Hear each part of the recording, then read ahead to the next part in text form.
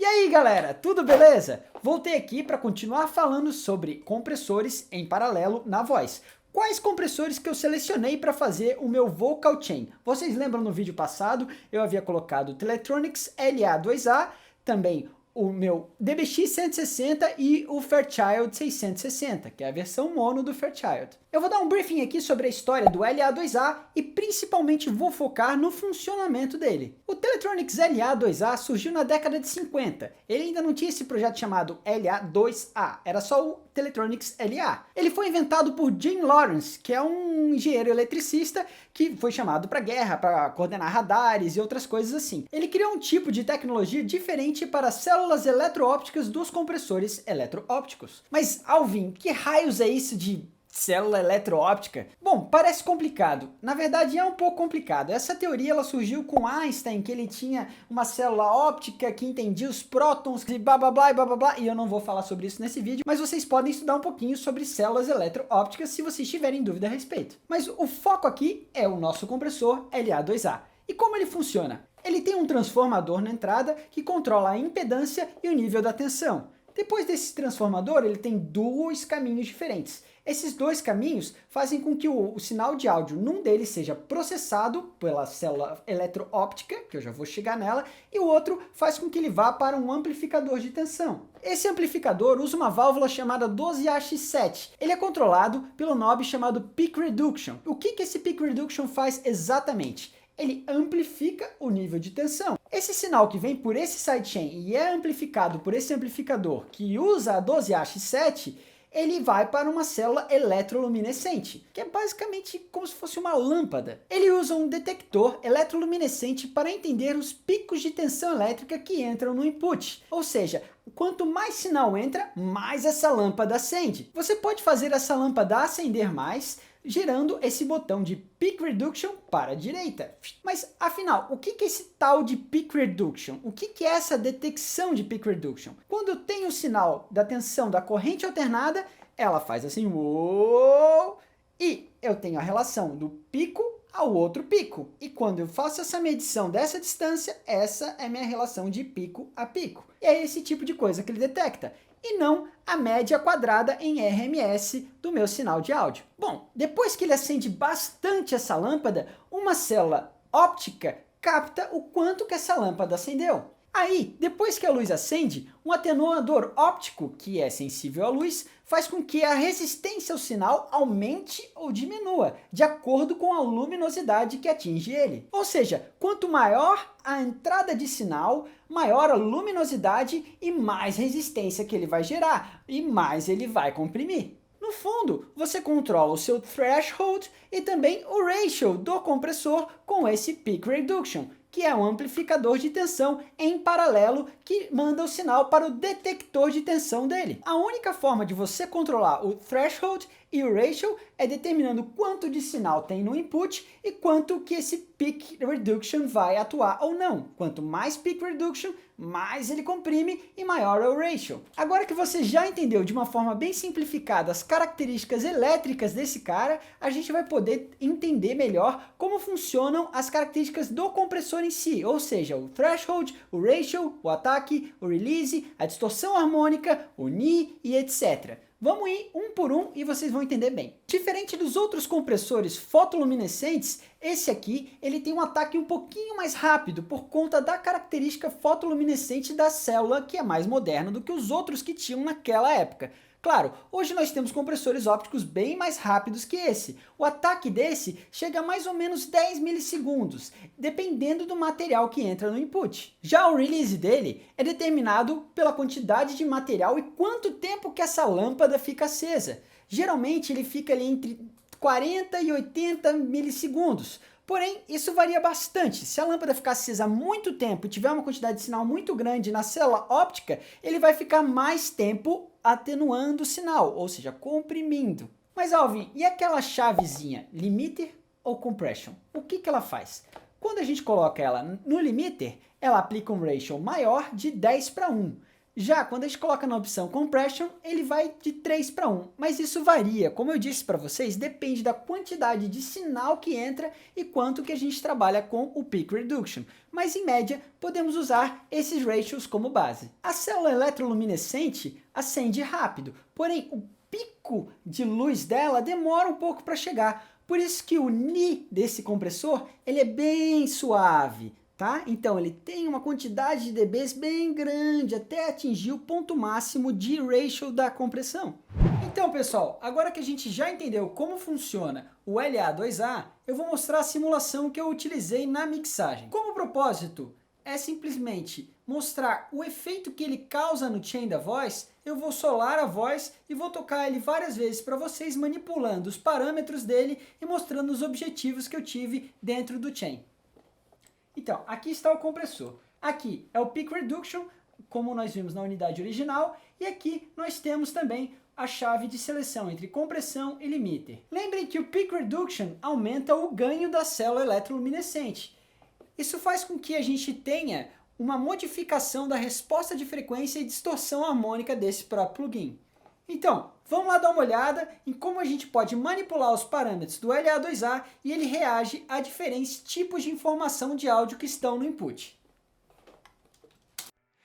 Me deixa devagar, preciso te ver partir, acreditar que será sim. Como eu falei para vocês no outro vídeo, ele está em paralelo. Significa que vocês estão ouvindo o resultado da voz sem nenhum processamento e também o resultado da voz processada pelo White 2A, que é o compressor da IK Multimídia do pacote T-Rex CS. Vamos dar uma ouvida de novo e perceber aqui como reage a redução de ganho, que está aqui nesse VU meter que vocês podem ver.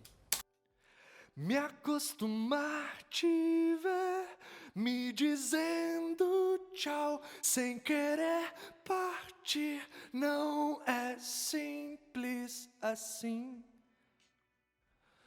Você parou num mágico suspiro, mágico suspiro, mágico, mágico.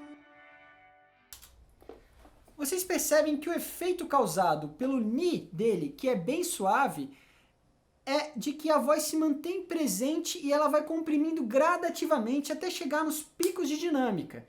Não que o ataque dele seja lento, o ataque dele é mediano, 10 milissegundos é um ataque razoável. Mas ainda assim a gente consegue perceber uma compressão constante, aumentando de acordo com a quantidade de sinal que entra no input. E esse tipo de suavidade era o que eu procurava para essa música. Percebam que quando ele canta notas mais agudas, com mais intensidade, ele reage de uma forma com mais redução de ganho. Isso faz com que eu tenha mais presença dessas notas mais agudas do que das outras, porque depois do output eu controlo bastante a saída dele no fader, comparado aos outros tipos de compressor. E uma coisa muito importante nele é que a redução de ganho e a distorção harmônica provocadas pelo Peak Reduction faz com que eu tenha muito mais frequência médio-aguda de 50 para baixo e mais frequência médio-grave e grave quando eu ultrapasso esse ponto. Isso traz mais frequências médio-graves e graves para os próprios transientes, para o ataque do transiente. Um lugar clássico que esse compressor é usado é em contrabaixos, e justamente por isso, porque ele consegue manter a definição dos ataques e trazer o bottom end do compressor. Aqui, eu não estou usando ele dessa forma. Reparem que a redução de ganho é bem pequena, ela chega nos picos de dinâmica em 5 dBs. Então, eu vou acabar trazendo só esse crispness, essa quantidade de frequências agudas que estão nas sílabas, nas vogais, como S, Sa, Sé, trazer, fazer. Então, a maneira como ele canta e a letra da música afeta qual compressor eu escolho para o meu chain e qual a função que ele vai ter, e também como eu parametrizo ele de acordo com cada música. Reparem aqui, eu vou alterar a posição do Peak Reduction e eu quero que vocês prestem atenção como a resposta de frequência vai mudar de acordo com o que eu mexo nele. Me deixa devagar, preciso te ver partir, pra acreditar que será sim. Me acostumar te ver me dizendo tchau sem querer partir. Não é simples assim. Você parou num mágico suspiro, mágico suspiro, mágico, mágico. Deu para perceber bem, né? Então a grande diferença entre aumentar o input gain e controlar o peak reduction é isso. Com input gain você acaba trazendo uma resposta de frequência com mais harmônicos, porque ele traz mais distorção harmônica.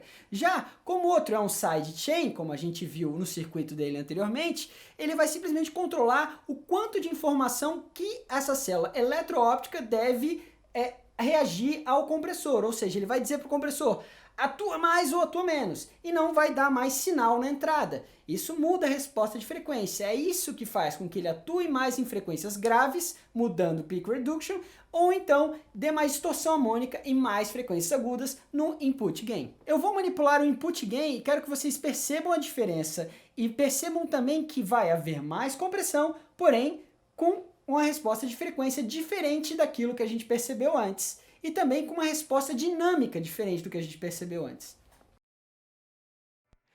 Me deixa devagar. Preciso te ver partir pra acreditar que será sim. Me acostumar te ver me dizendo tchau sem querer partir. Não é simples assim. Você parou num mágico suspiro, mágico.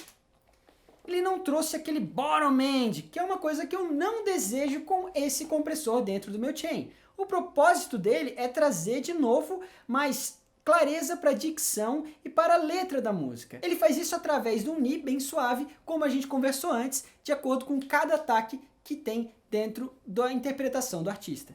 E é isso aí, galera. Espero que vocês tenham entendido como vocês podem usar essa ferramenta fantástica na voz e algumas características muito importantes para que vocês possam escolher quais lugares vocês querem usar o LA2A ou qualquer uma das simulações dele. Hoje nós vimos a simulação White 2A da IK Multimídia, do pacote T-Rex CS, e vocês também podem experimentar com outros aí em casa e ver qual que vocês acham mais bacana.